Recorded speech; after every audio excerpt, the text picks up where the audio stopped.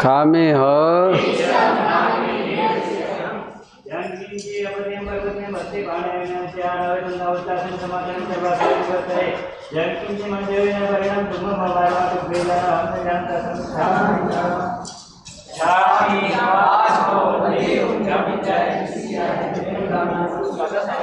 हे गुरु पशाय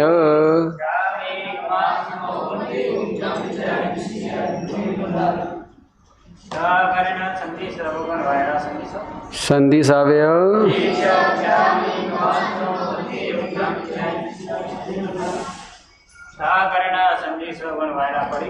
पड़िक गए ह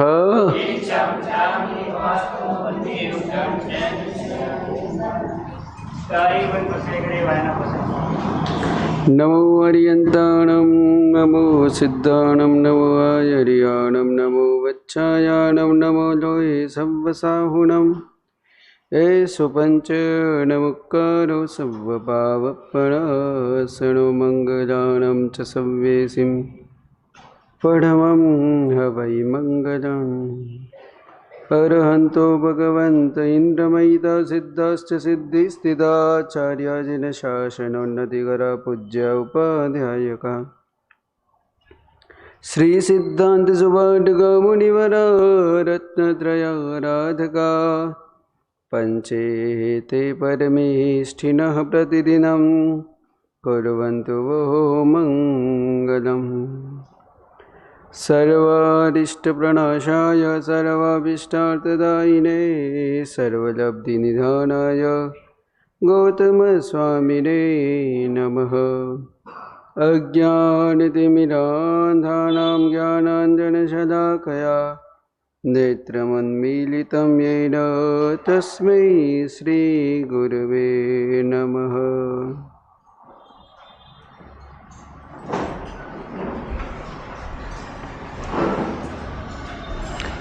मंगल प्रार्थना। ऐसा विश्वास दिल में जमाते चलो,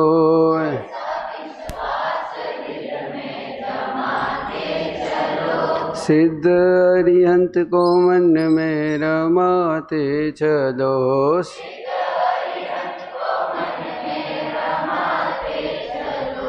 वक्त आएगा ऐसा कभी न कभी,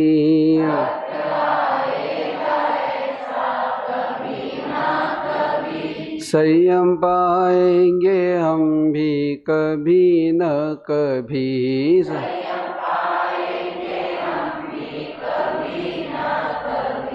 वक्त आएगा ऐसा कभी न कभी,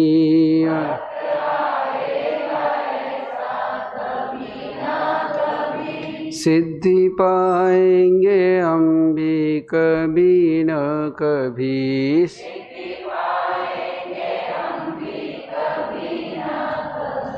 जिन्होंने अपने प्रबल आत्म पुरुषार्थ के द्वारा परम धाम मोक्ष धाम को उपलब्ध कर लिया, उन सभी अनंत अनंत वीतरागी सिद्धात्माओं के पावन श्री चरणों में हमारी वंदना।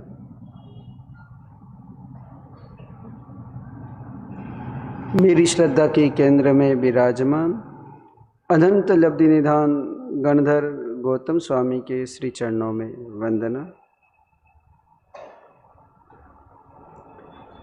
लाखों परिवारों को जैन बनाने वाले युग प्रधान जिन दत्त मणिधारी जिन चंद्र जिन कुशल जिन चंद्र चारों उपकारी गुरुदेवों के श्री चरणों में हमारी वंदना। परम पूज्य प्रज्ञा पुरुष आचार्य देवेश श्रीमद जिनकांति सागर सुरेश्वर जी महाराज साहब एवं पूज्य गच्छाधिपति आचार्य श्रीजिन मणिप्रभ सुरेश्वर जी महाराज साहब के चरणों में वंदना।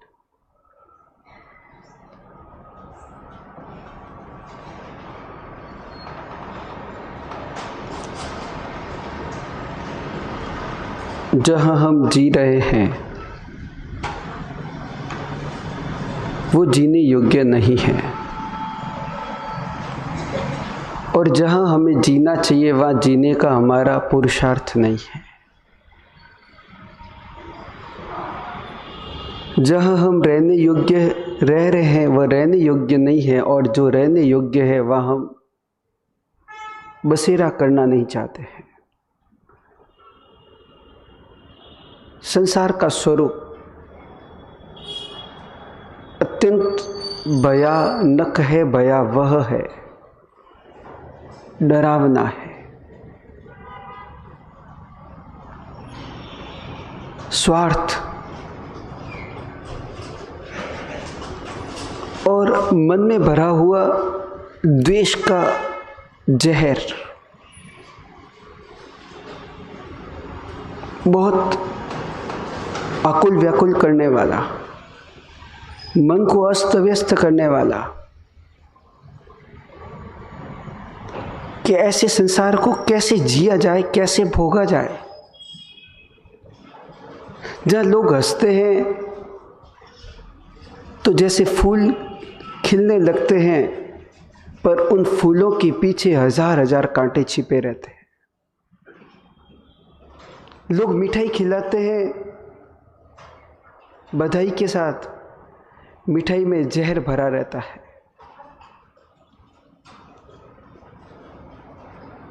लोग मिलते हैं मुस्कान के साथ,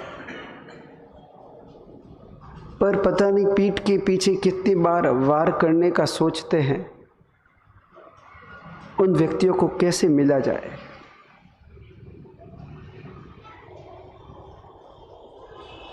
बदलता नहीं है मन, घर जाते वैसे ही हो जाते हैं। वही अच्छा लगता है, घर अच्छा लगता है, दुकान अच्छी लगती है, मकान अच्छा लगता है, छोड़ने की इच्छा नहीं होती। कोबरा सांप हो तो भी पकड़ कर रखने की इच्छा होती है। प्याली में जहर है तो भी उस प्याली को पी लेने की इच्छा होती है। कैसे हो जाती है? इतना पागलपन, इतना अंधापन।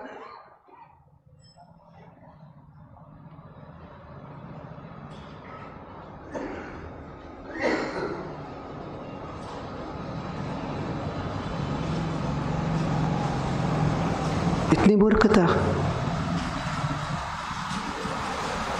समझ में नहीं आती है।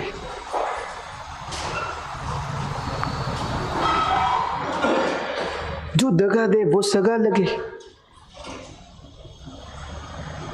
जो थप्पड़ मारे उसके गले मिल जाए।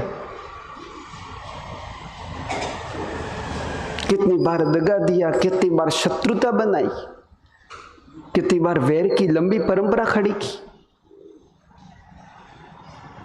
कभी बिल्ली बनकर के उसने मुझे चूहे के भव में खाया,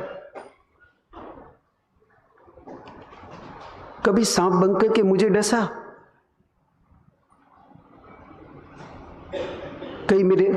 कभी मेरे परिवार को बर्बाद किया,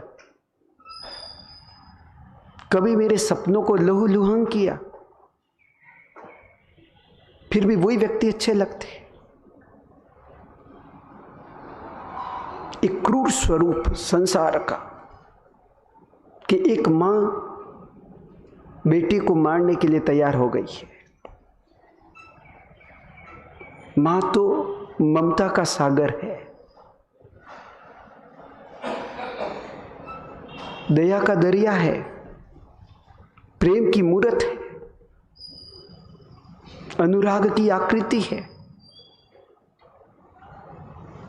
और वही मां एक निर्दोष अपने पुत्र, निष्कलंक अपने पुत्र, पवित्र अपने पुत्र, मुनि पुत्र, मुनियों में भी श्रेष्ठ है, मुनिंद्र है, मुनीश्वर है, महामुनि है, आगमों का ज्ञाता है, गीतार्थ है, शास्त्रों को जानता है, धर्म को जानता है, धर्म का निर्देश देता है, स्वयं धर्म को जीवन में जीता है, समता जिसका गहना बना हुआ है, परमात्मा की आज्ञा जिसका अंजन के रूप में है। और ऐसे बेटे को मारने के लिए एक मां तैयार हुई है।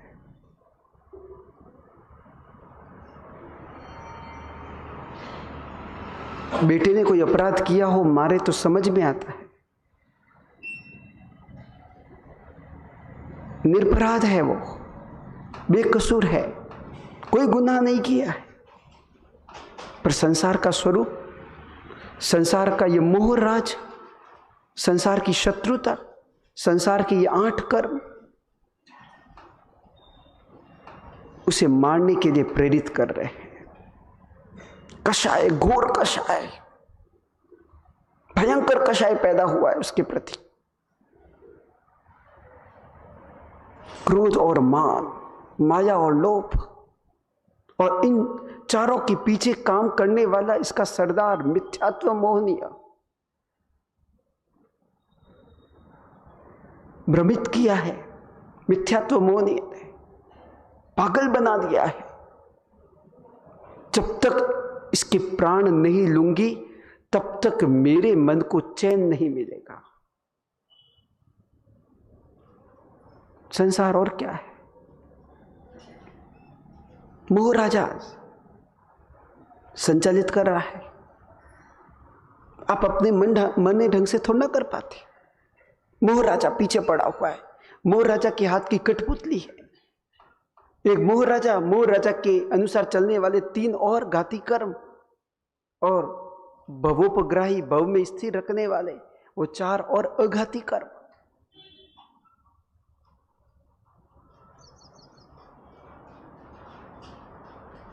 आठों कर्म, और 8 कर्मों का भयंकर साम्राज्य।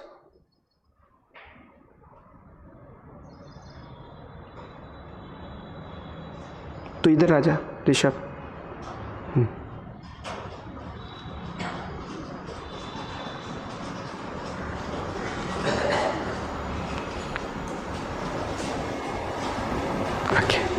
दीक्षार्थी को आगे बैठा था, आगे ही बैठने का।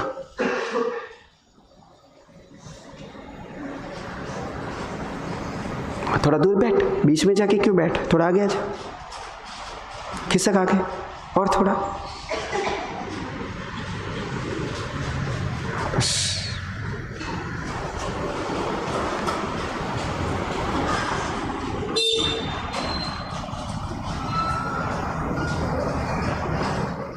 जहर मिला लिया है,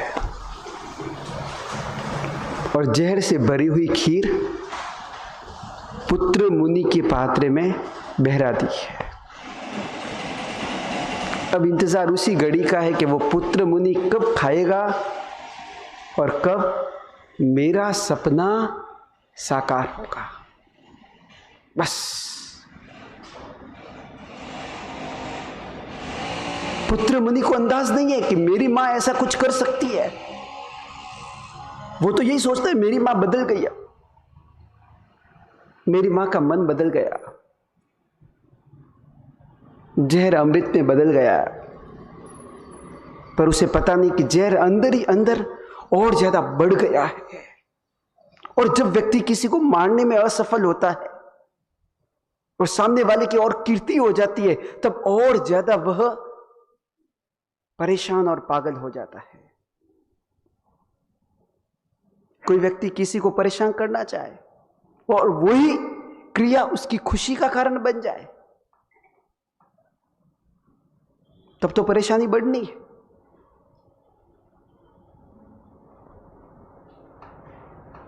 पर आज तो अंतिम वार है, अंतिम प्रहार है।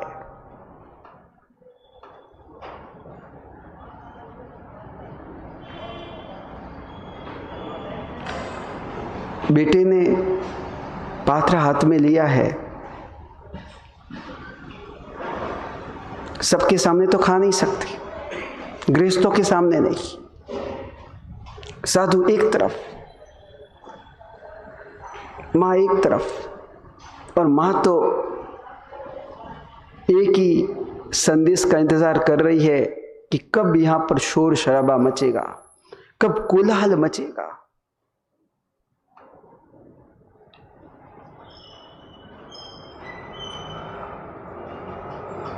और बेटा खाना शुरू करे,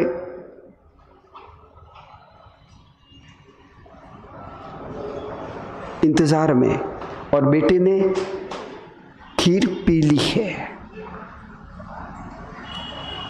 उसको तो अनासक्त भाव से पीना है।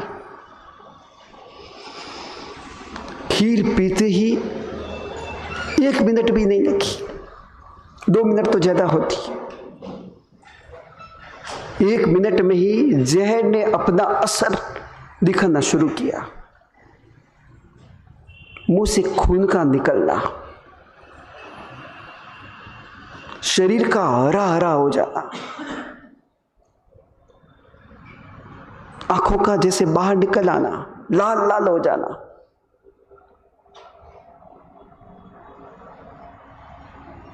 मुनि को पता चल गया कि यह खीर जहर वाली थी।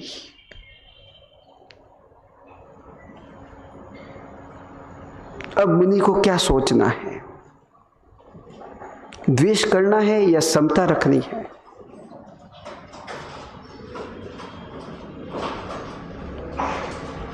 समता का आंचल थाम लिया है, मुंह से झाग निकल रहे हैं, खून निकल रहा है, और देखते देखते जीवन का सूर्य, तपता हुआ सूरज देखते देखते 2 पल के अंदर अस्त होने की ओर आ गया है।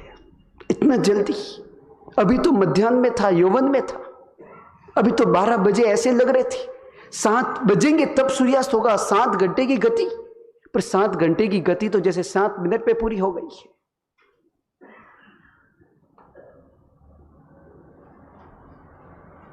साधु रो रहे हैं, साध्वियां भी रो रही है।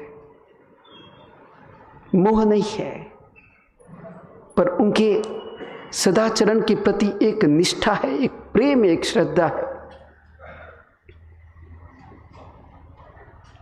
मुनि का व्यक्तित्व अलग है, और वो व्यक्तित्व सबको अपनी तरफ आकर्षित करता है।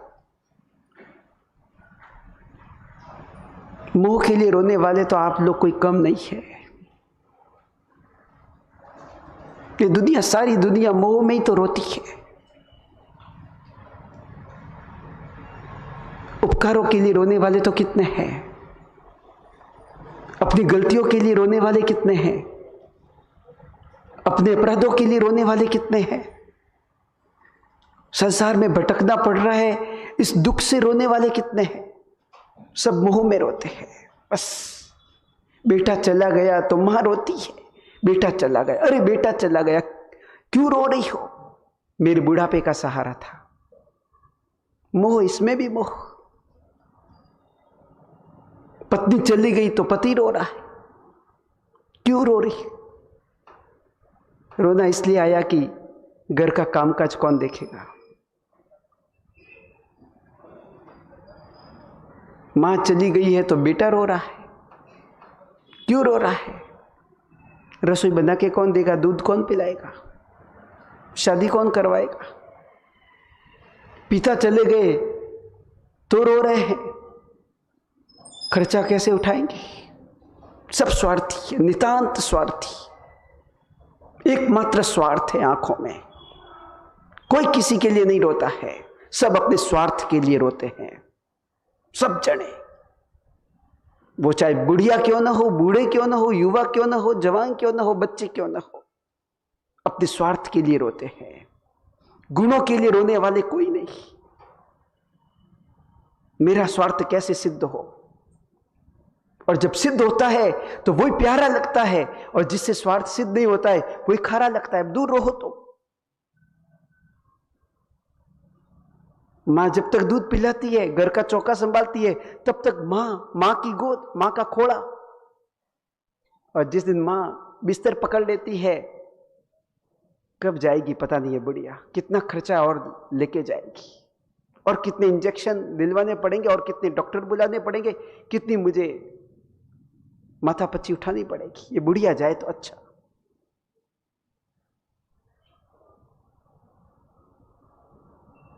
मां से किसको प्रेम है, बाप से किसको प्रेम है, भाई से किसको प्रेम है, मित्र से किसको प्रेम है? सबको प्रेम अपने आप से है।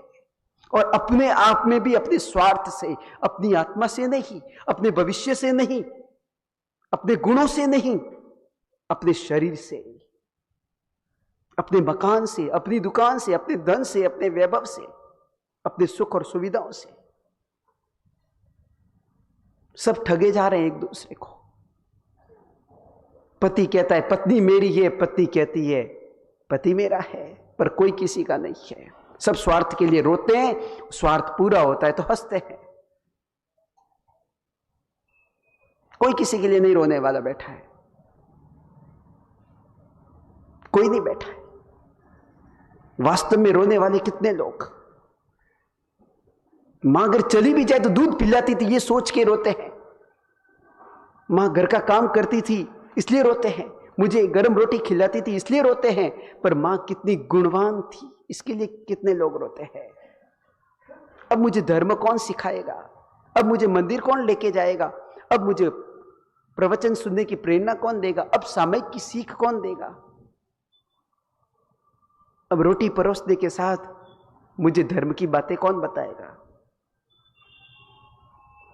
शरीर का मोह था, रो दिए। गुणों का मोह होता तो रोना नहीं आता, उनके गुणों के पथ पर चलने का मन होता। मां सामयिक करती थी, मैं भी सामयिक करूं। मां चली गई, मैं करूंगा, उनकी याद बनी रहेगी। मां प्रतिक्रमण करती थी, मां चली गई, मैं प्रतिक्रमण करूं। कितने लोग हैं ऐसे, केवल श्रद्धांजलि सभाएं रखते हैं, फोगट की, फोगट के पीछे के 100 वात्सल्य खर्च करते हैं।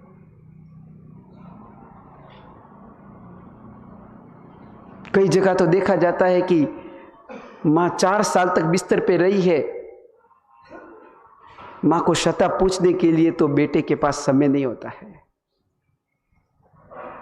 नर्स की व्यवस्था करते और सोचते मैंने अपना कार्य दायित्व पूरा किया। मां ने तो कोई नर्स नहीं रखी थी तुम जब जन्मे थे। मां तो अपने हाथों से तुम्हें पानी पिलाती थी, तुम्हारा ध्यान रखती थी, असुचि साफ करती थी, तुम्हारी सुरक्षा देती थी। तुम आज मां बूढ़ी हो गई, तुम्हारे पास टाइम नहीं है। दुकान का काम है, ऑफिस का काम है, कंपनी का काम है, मित्रों का काम है, सबका काम है, मां का काम नहीं है, क्योंकि मां बूढ़ी हो गई है। मां अब जाने वाली, अब काम की नहीं है। ये दुनिया तो ऐसी है। उसी पेड़ के पास लोग रुकते हैं जो छाया देता है, उसी पेड़ के पास जाकर मांगते हैं जो फल देता है। दुनिया तो नितांत स्वार्थी है। गाय जब तक दूध देती थी तब तक तो अपने आंगन में, जिस दिन दूध देना बंद कर दिया कत्ल खानों में चली जाती है। संसार ऐसा ही है। और जिस मां को आपने 4 साल नहीं पूछा, मर जाने के बाद स्वामी वात्सल्य करते हैं। जीते जी तो 2 मीठी बात, 2 गरम रोटी न खिला पाए, सुख दुख नहीं पूछ पाए। पैसे फेंक करके सारे कार्य नहीं होते, पैसे देकर कार्य नहीं होते, प्रेम देकर कार्य होते हैं।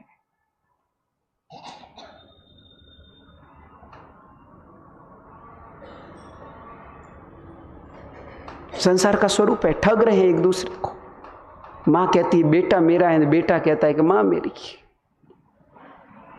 कोई किसी का नहीं है, न मां है, न बेटा है, न पति है, न पत्नी है, कोई किसी का नहीं है। सब अपने स्वार्थ के पुजारी हैं। स्वार्थ के लिए रोते हैं, स्वार्थ के लिए झगड़ते हैं, स्वार्थ के लिए हंसते हैं, स्वार्थ के लिए मक्खन लगाते हैं, स्वार्थ के लिए राजनीति करते हैं, स्वार्थ के लिए पॉलिटिक्स करते हैं, स्वार्थ के लिए पॉलिसी चलाते हैं, सब स्वार्थ के लिए। सच्चा प्रेम किसको किससे है? बेटा दुकान पे न आए तो फिर देखो, 4 दिन दुकान पे न आकर के 4 दिन अगर मरा साहब के पास रह जाए, फिर सोच लो, सुन लो उनकी बातें तो पता चल जाए। 4 दिन रसोई नहीं बनाए बेटी तो पता चल जाए कि मां कितनी और कैसी है। सब स्वार्थ को पूछते हैं, नितांत स्वार्थ को। इसलिए भगवान कहते हैं ये संसार रहने योग्य नहीं है, रहने योग्य नहीं। बस ऐसे निभाओ जैसे सराय में निभाते हो। सराय किसी की नहीं होती। वो महात्मा को वो राजा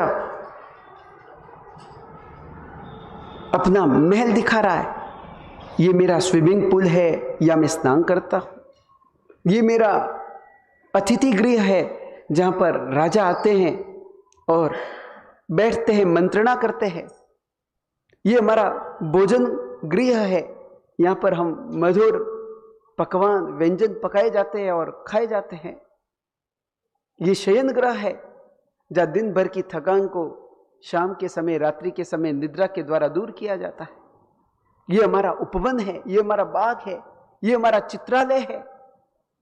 अलग अलग चीजें बताई है। अंत में ऋषि ने कहा है ये तुम्हारा महल नहीं, ये तो सराय है, तुम्हारा घर नहीं है, सराय है। राजा ने कहा कि कैसे? तुम कहते हो ये महल मेरा है, ये घर मेरा है, 20 साल पहले मैं और आया था, तब तुम्हारे बापूजी कह रहे थे ये महल मेरा है। और उससे 20 साल 30 साल पहले आया था, तुम्हारे दादाजी कहा करते थे ये महल मेरा है।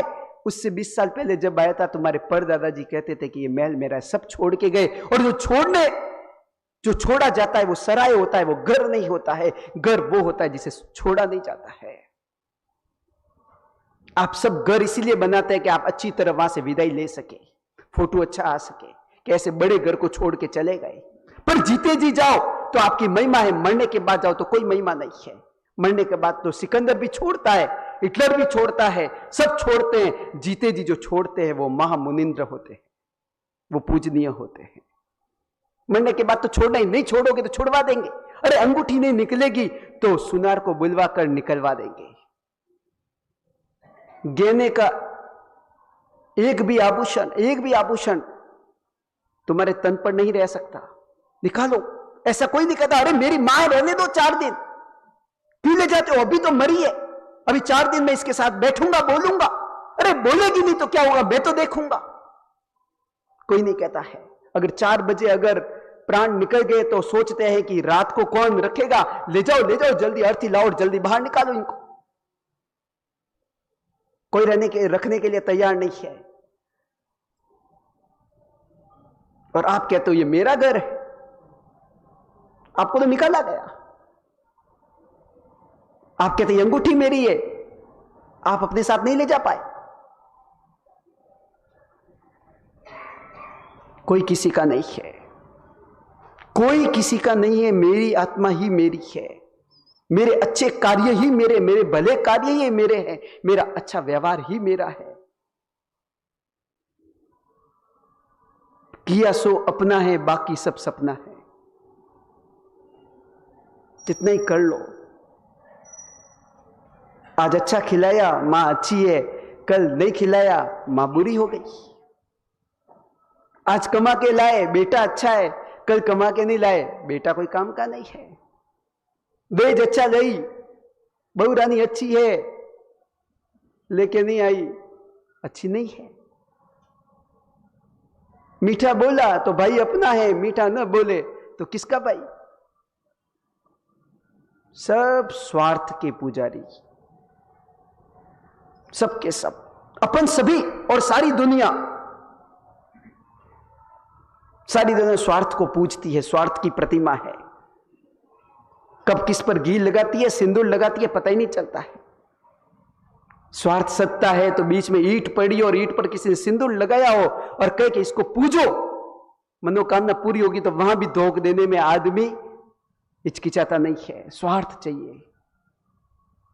और यह मैं कह दूं कि योगा ले लो, सदा सदा के लिए भव भ्रमण मिट जाएगा, 100 कदम पीछे चले जाओगी, आना बंद कर दोगी। मर साहब तो पचखान देते हैं, मर साहब तो ये छुड़वाते हैं, रात्रि भोजन मत करो, कंदमूल मत खाओ, बाजार का मत खाओ, पाप मत करो, हरियाली मत कटवाओ, पानी मत गिराओ, धोखाधड़ी मत करो, झूठ मत बोलो, चोरी मत करो, परिक्रम मत करो, कषायों से दूर रहो। मर साहब तो पचखान दिलाते, नहीं जाना, क्योंकि आपको चाहती बात तो हम बोलते ही नहीं है। आप आए और हम आपके सामने अगर कॉफी की प्याली धर दे, हाँ मर साहब बहुत अच्छे हैं, आपके व्यापार का पूछे कि कैसा व्यापार है, मर साहब अभी थोड़ा ठंडा है, ले ये रक्षा पोटली ले बांध, अच्छा चलेगा, मर साहब बहुत अच्छे हैं।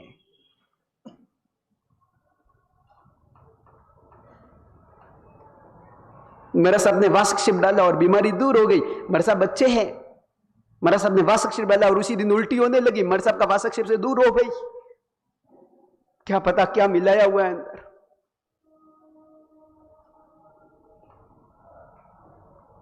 आपको अपने से प्रेम नहीं है, आपको अपने स्वार्थ से प्रेम है, अपने शरीर से प्रेम है, अपने संसार से प्रेम है, अपने भव भ्रमण से प्रेम है। आपको तिरंच बनना अच्छा लगता है, कुत्ता बनना, बंडूरा बनना, सुअर बनना, सांप बनना, नेवला बनना, लोमड़ी बनना, खरगोश बनना, वो सब अच्छा लगता है। इसलिए वैसी बातों में जो आपकी हाँ करते हैं, खुशामदी करते हैं, हाँ में हाँ मिलाते, वो बढ़िया लगते हैं आपको। और जो चांटा लगाते, क्या करते हो, रात को खाते हो और एक चांटा लगा ले मां, वो अच्छी नहीं लगती है। पत्नी अच्छी लगती क्योंकि रात को चुपके चुपके आपको खिलाती है। मां अच्छी नहीं लगती क्योंकि खिलाती नहीं है, मना करती है, चौका बंद, सूर्यास्त होते ही रसोड़ा बंद। पत्नी चुपके चुपके आलू के पराठे आपको खिलाती है, आपको अच्छी लगती है। मां घर में भी आलू नहीं आने देती, आपको बुरी लगती है। आपको गुणों से प्रेम नहीं है, आपको शरीर से प्रेम है। त्याग से प्रेम नहीं है, भोगों से प्रेम है। साधना से प्रेम नहीं है, साधनों से प्रेम है।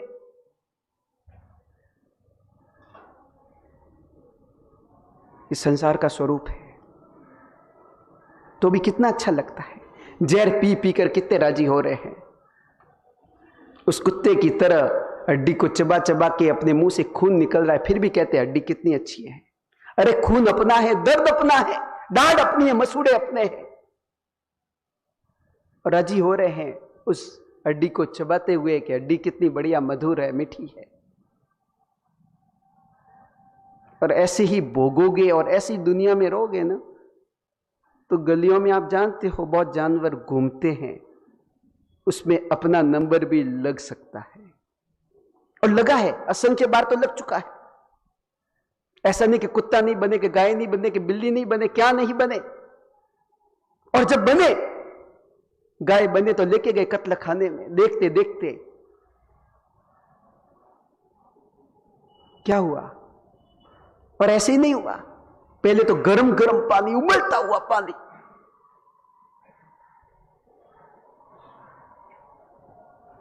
उबलता हुआ पानी पूरे शरीर पर डाला गया।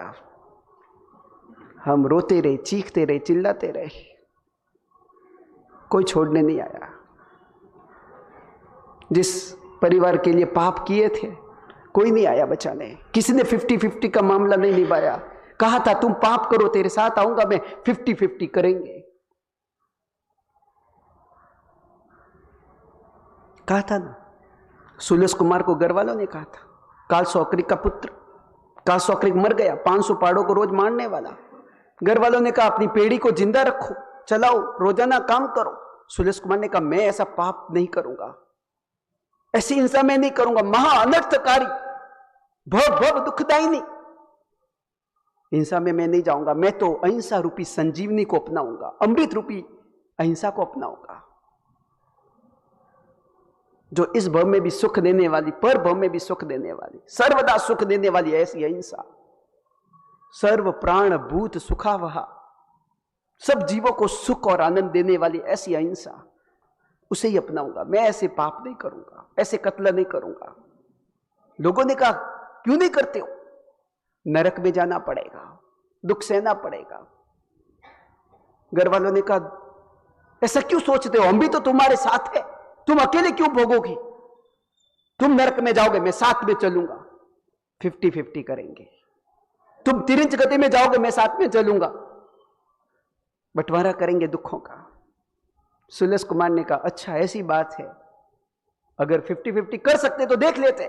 रसोई घर में गया, एक तेज धार वाली धारदार चूड़ी लेके आया, अपने हाथ पर उस तेज धार से तुरंत प्रहार करके चीरा लगाया है, खून बहने लगा है, दर्द तो हुआ ही है, और कहा आओ आओ 50-50 करते, आओ जो भी आओ, अगर मेरा दुख ले सकते तो आओ आगे और लो मेरा दुख। कोई किसी का दुख नहीं लेता है।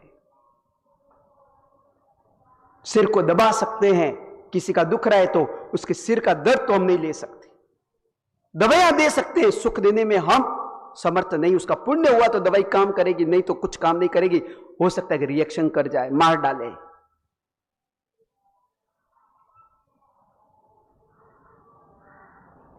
तो भी वैराग्य पैदा नहीं होता है। घर जाते वैसे के वैसे, या बाहर निकलते वैसे ही हो जाते हैं। दुकान नहीं जाऊंगा तो क्या करूंगा, जाना तो पड़ेगा। दुकान जाओ, मकान जाओ, पर हर जगह का अंत तो एक ही है कि अर्थी पर सवार होना है। कहीं भी चले जाओ, कहीं भी छिप जाओ, कहीं भी भाग जाओ, अर्थी तुम्हारा इंतजार कर रही है। और वो कहां इंतजार कर रही है तुम्हें पता नहीं है। जहां जा रहे हो सकता है वहीं अर्थी सजी हुई है। जिस जलाशय में तुम नहाने के लिए जा रहे हो सकता है वो जलाशय ही तुम्हारी लाश का इंतजार कर रहा है। जिस विमान में बैठ रहे हो वो विमान ही हो सकता है तुम्हें जीते जी मार डालने के लिए तैयार हो। जिस गाड़ी में बैठकर तुम कहीं घूमने जा रहे हो सकता है वही गाड़ी किसी ट्रक से टकराएगी, खाई में गिरेगी, मर जाएंगे। वही कार जिसे बहुत सजाया, वही कार खाई में गिरी, हमें मार डाला। अपनी चाकू कब अपने सीने में भोंक दी जाती है पता नहीं चलता है। दूसरों के लिए लाया हुआ जहर बहुत बार ऐसा होता है खुद को ही पीना पड़ता है।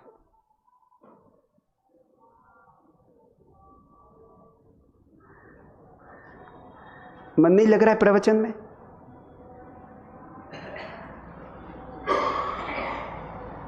मुझे देखो बस, कहीं मत देखो।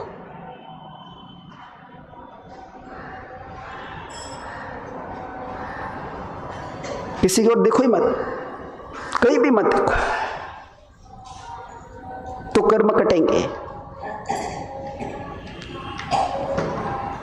क्या पसंद है? संसार। बोलो जैसे किस किस को संसार पसंद है? अब हाथ खड़ा करो, जिसको भी पसंद है वो हाथ खड़ा कर दो। पसंद तो नहीं है, ये तो कम से कम मन में डाल ली, ये श्रद्धा तो बना दी।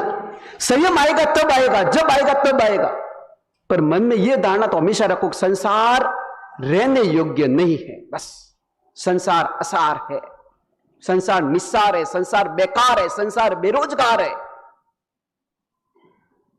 इतनी भावना भी पैदा होगी तो सम्यक दर्शन पैदा हो जाएगा। संसार जिस दिन खराब लगेगा उस दिन सम्यक दर्शन भीतर में, क्योंकि निर्वेद भावना पैदा हुई, वैराग्य पैदा हुआ, निर्विण्णता पैदा हुई, विरक्ति पैदा हुई, अनासक्ति पैदा हुई, संसार के वास्तविक स्वरूप का ज्ञान हुआ। केवल इतना मन में धारो इन प्रवचनों से, संसार रहने योग्य नहीं, बस। और इस भावना को लगातार बढ़ाते जाओ, पोषते जाओ। जैसे बीज को पानी दिया करते हैं वैसे ये बीज है प्रवचन, उसको बढ़ाओ भीतर ही भीतर, अनुप्रेक्षा करो, चिंतन करो। शादी कर लिए रहना पड़ता है, पर भोगों से दूर रहो, आसक्तियों से दूर रहो, मोह माया से दूर रहो। सब करते हुए भी ऐसे करो जैसे मेरा कुछ भी नहीं है, जैसे दाई माता करती है, जैसे नौकरानी आपके घर का झाड़ू पोछा लगा के चली जाती है। वो नहीं मानती आपको ये मेरा घर है, वो तो निर्वाह के लिए करती है। कल उसकी सैलरी बंद होगी, वो आपके घर पग भी नहीं रखेगी। कभी नहीं कहेगी कि एंटिक पीस जिसको मैं साफ करती थी देखने दो, कोई देखने वाला भी नहीं है। आप भी ऐसे ही हो सब।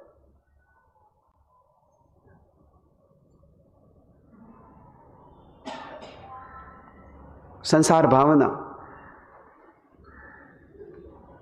और मुनिराज शिखी कुमार स्वर्गवास को प्राप्त हो गए हैं। मां ने जहर दिया है, जहर का परिणाम तो जीवन का अंत करना है। जहर पीकर के कोई अगर जीवन की कामना करे तो वो मूर्ख है। संसार में रहकर कोई सुख की कामना करे तो मूर्ख है।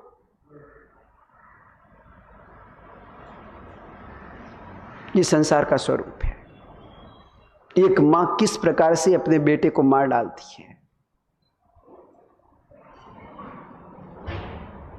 कोई अपना नहीं होता है, सब पराये है।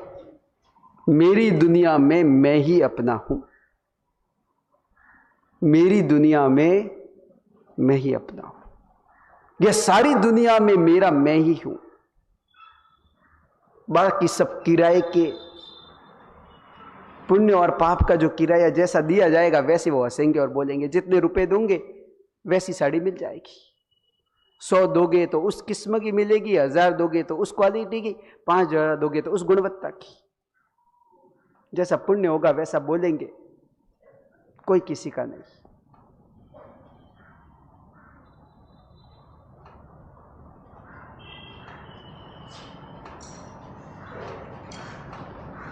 महाबल और मलया सुंदरी ने कनकावती को पेटी में जो बंद किया है और बंद करके गोला नदी में बहा दिया है।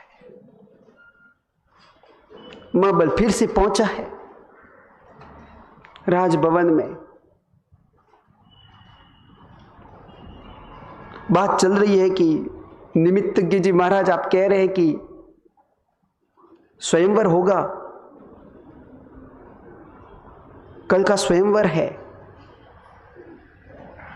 पर आप ये तो बताएं कि उसका होने वाला पति कौन होगा और मलया सुंदरी किस रास्ते से आएगी?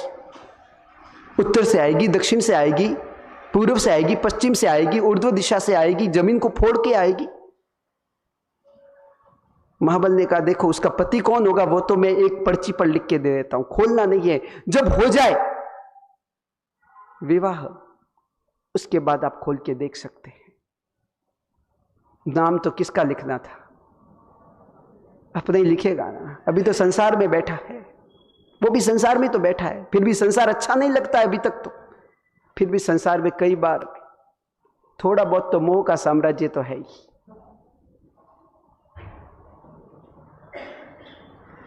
और कहा है कि बेटी आपकी आएगी, आपको पता ही नहीं चलेगा कहां से आएगी। बस आपको ध्यान रखना है कि कल सुबह सूर्योदय के साथ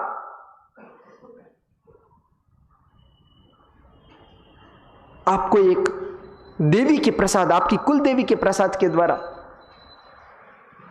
एक अद्भुत स्तंभ मिलेगा और वो ला करके आपको यह स्वयंवर मंडप में बीचों ही बीच स्थापित कर देना है। वज्रसार धनुष्य जो उठाकर बाण चढ़ाकर जो उस स्तंभ का भेदन करेगा उसको, उस राजकुमार को मलया सुंदरी आकर के माला पहना देगी। ऐसा कहकर के उसने कहा अब तो मुझे जाना पड़ेगा, अभी साधना करनी है। विघ्न अभी तक बहुत सारे विघ्न दूर किए हैं, पर अभी तक कुछ विघ्न, कुछ अंतराय अभी भी आपके सुख में बाकी है। वो तो अपनी शाला में गया और शाला से रात के समय गायब होकर के वहीं पहुंचा भट्टारिका मंदिर के वहां।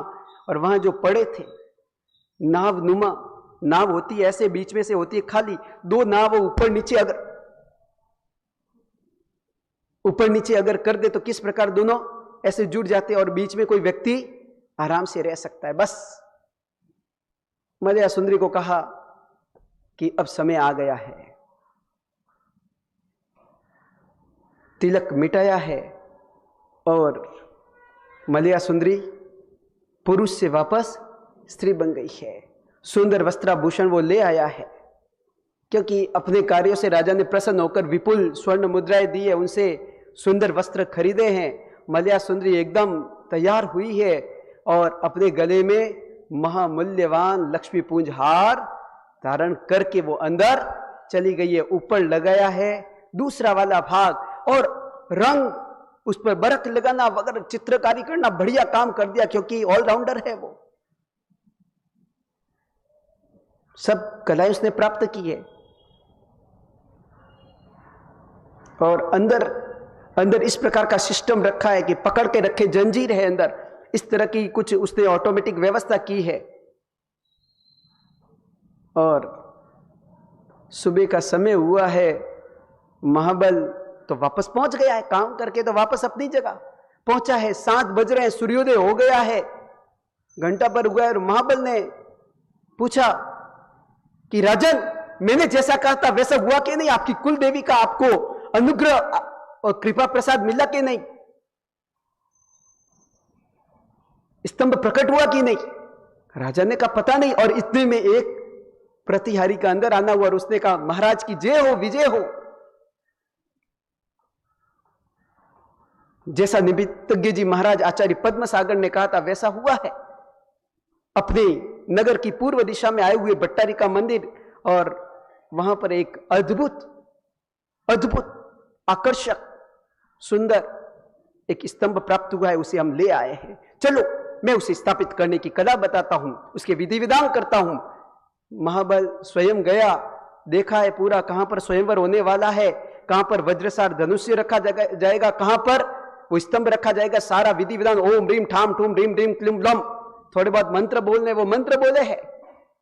तिष्ठ तिष्ठ स्वाहा, स्थापय स्थापय स्वाहा। और अब 10 बज गए हैं और 10 बजे तो स्वयंवर का विधान शुरू हो गया है। पर मलया सुंदरी अभी तक आई नहीं है, पता नहीं कहां से आने वाली, क्या होगा। और राजा ने कहा कि वो कहां गए? निमित्तज्ञ जी महाराज कहां गए? वो महाराज तो यहां से गायब। अब निमित्तज्ञ के रूप में थोड़ी ना आने वाला है, अब तो वो सुंदर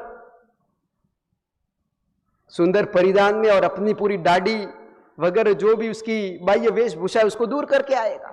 थोड़ा शेविंग वेविंग कराएगा, थोड़ा तैयार तो होके आएगा ना, आड़ वाड़ लगा के नहीं, वो बायां ही लगाती है। थोड़ा तो तैयार व्यवस्थित होके आएगा।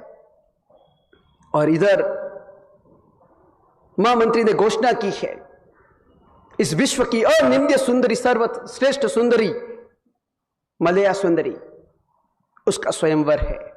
और यहां पर देवाधिष्ठित वज्रसार धनुष्य रखा गया है, और जो उसको उठाएगा, प्रत्यंचा चढ़ाएगा, बाण चलाएगा और स्तंभ का भेदन करेगा, वही व्यक्ति मलया सुंदरी का पति होगा। अब आने वाले तो बहुत लोग हैं, राजा भी आए हैं और राजकुमार भी आए हैं, पर बहुत सारे तो उसको उठा भी नहीं पाए हैं। किसी ने उठाया तो प्रत्यंचा नहीं चढ़ा पाया है, प्रत्यंचा चढ़ाई है तो बाण नहीं चला पाया है। किसी में ऐसी शक्ति नहीं, क्योंकि देवाधिष्ठित अद्भुत है। किसी संस्कारी व्यक्ति के द्वारा यह कार्य हो सकता है, ये नियति ने नियत कर रखा है। और प्रश्न चल रहा है पूरी सभा में, तो फिर कौन उठाएगा इस वज्रसार धनुष्य को? और इतने में सभा में प्रवेश किया है महाबल ने। महाबल आया है अंदर और उसको पता है कि क्या करना है, क्या होने वाला है। 3 प्रदक्षिणाएं दी है उस स्तंभ की, और मंत्रोच्चारण के द्वारा उसने थोड़ा कानों में फूंक दिया है कि मैं जब वीणा बजाऊं तब तुम सावधान और सचेत हो जाना। और वीणा बजानी अब शुरू की है। लोगों ने सोचा यह वीणा वादक का क्या काम है, यह काम तो क्षत्रिय पुरुष का है, या कोई गीत गान थोड़ा गाना, यह संगीत की महफिल थोड़ा सजानी है। और इतने में उसने वीणा एक तरफ रखी और अंदर उपस्थित मलया सुंदरी सचेत हो गई है कि अब समय आ गया है, अब वो घड़ियां आ गई है, अब वो पल आ गए हैं। वो एकदम तैयार है और हाथ में क्या है? वरमाला नहीं है अभी, वरमाला तो बाहर से मिलने वाली है। आपको भी थोड़ी जल्दबाजी है, आपने भी पहना ही होगी ना, इसलिए थोड़ा पहना ही तो होगी, पक्की बात। उसमें तो फूल थे, बाद में जीवन क्या बना वो मुझे नहीं पता। हाँ, पहनाते तो फूलों की माला है, कांटों की माला थोड़ा ना पहनाते। मैं तो सोचा हूं विवाह जब हो तब कांटों की माला पहनाई जाए, क्योंकि विवाह एक कांटों के मार्ग पर चलने का दुस्साहस है कि नहीं? नहीं बोलेंगे, पत्नी इधर ही होगी, बोलना थोड़ा मुश्किल काम है कि नहीं? मुझे बताओ, सच है कि नहीं? पीयूष बोल, हाँ के ना? हाँ के ना? हाँ के ना? हाँ, इसने कह दिया हाँ। और देखते ही देखते बलशाली भुजाओं के द्वारा वज्रसार धनुष्य उठाया है, उठाकर प्रत्यंचा चढ़ाई है और बाण को स्तंभ की दिशा में दे मारा है। दरवाजा अंदर से खुल गया है और सामने कौन प्रकट हुई है? और उसने आगे आकर के, जो पास में दासी आगे आई है और फूलों की माला उसके हाथों में माला ली है, आंखें ये झुकाई है और गले में पहना दी है। आगे क्या हुआ वो सब ओम शांति। बस कथा पूरी।